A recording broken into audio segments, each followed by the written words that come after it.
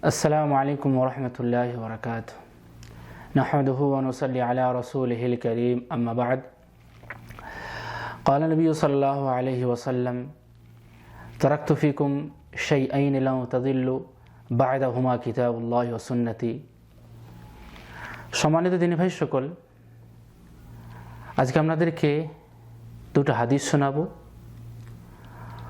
রাসূলুল্লাহ সাল্লাল্লাহু আলাইহি ওয়াসাল্লামের একটি হাদিস আব্দুল্লাহ বিন আমর এবং মুআবিয়া রাদিয়াল্লাহু তাআলা আনহুমা বর্ণনা করেছেন। রাসূল করিম সাল্লাল্লাহু আলাইহি ওয়াসাল্লাম বলেছেন, ইফতারাকাতুল ইয়াহুদ আলা 71 ফিরকা, যে ইহুদিরা 71 দলে বিভক্ত হয়ে গিয়েছিল, তারপরে নাসারারা 72 দলে বিভক্ত হয়ে গিয়েছিল। ওয়াসাতাফতারিকু উম্মতি আলা 73 ফিরকা, আর আমার উম্মতরা 73 দলে বিভক্ত হবে। কুল্লুহা ফিন্নার ইল্লা ওয়াহিদা, প্রত্যেককেই জাহান্নামী হবে, প্রত্যেকটা দলই জাহান্নামে যাবে, শুধুমাত্র একটি দল, সেই দলটা হবে আর ফিরকাতুন নাজিয়া, নাজাত প্রাপ্ত দল। তো সাহাবায়ে কেরাম বললেন, হে আল্লাহ রাসূল, সেই দলটা কারা? রাসূল করিম সাল্লাল্লাহু আলাইহি ওয়াসাল্লাম বললেন, আল জামাআ, যারা জামাতবদ্ধভাবে থাকবে। আর এক হাদিসে আছে, মা আনা আলাইহি ওয়া আসহাবি, আমি এবং আমার সাহাবে কেরামরা যে পথের পথিক, যারা এই পথে থাকবে তারাই নাজাতি হবে। সম্মানিত দিনী ভাই সকল, আমাদেরকে এই হাদিসটা নিয়ে চিন্তা ভাবনা করতে হবে। যে সমস্ত মুসলমান দেশগুলো আছে, মুসলমান দেশগুলোর প্রতি দেখেন যে তারা কত দলে বিভক্ত হয়ে পড়েছে, কিন্তু আলহামদুলিল্লাহ এখন একটি আল্লাহর দেশ আছে যেখানে আপনার কোরআনের কথা হয়, যেখানে হাদিসের কথা হয়, সেটা হচ্ছে মামলাকাতুল আরবিয়া ও সৌদিয়া, যেখানে তৌহিদের কথা হয়, যেখানে শিরকের কোনো জায়গা নাই, যেখানে কেবলমাত্র এক আল্লাহ তাবারাক ওয়া তাআলার উপাস্য করা হয়, ইবাদত করা হয়।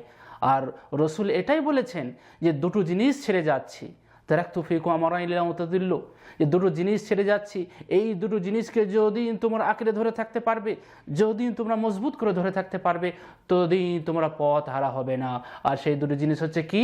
কোরআন এবং হাদিস।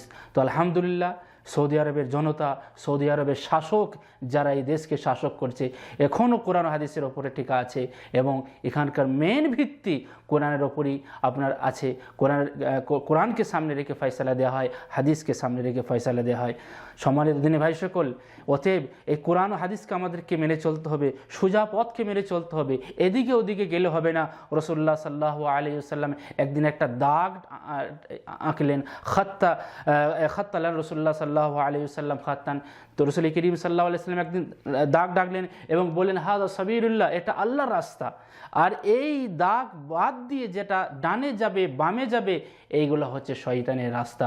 অতএব আমাদেরকে কেবলমাত্র আল্লাহ তাবারাক ওয়া তাআলা রাস্তা যেটা আমাদেরকে দিয়েছেন, সেই রাস্তায় আমাদেরকে এগিয়ে যেতে হবে, আর সেটা হচ্ছে কোরআন ও হাদিস।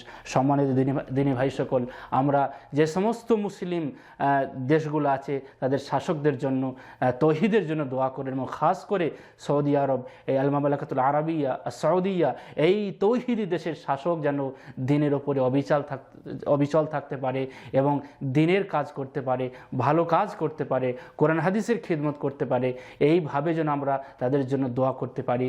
কেননা বর্তমানে পৃথিবীর বুকে একটাই দেশ আছে যা তৌহিদের ওপরে এখন টিকা আছে।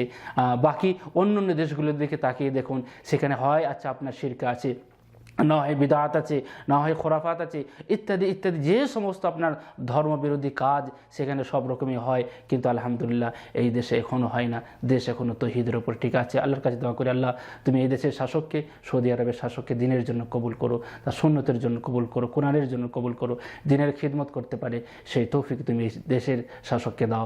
ওয়া আখিরু দাওয়ানা আনিল হামদুলিল্লাহি রাব্বিল আলামিন। আসসালামু আলাইকুম ওয়া রাহমাতুল্লাহি ওয়া বারাকাতুহু।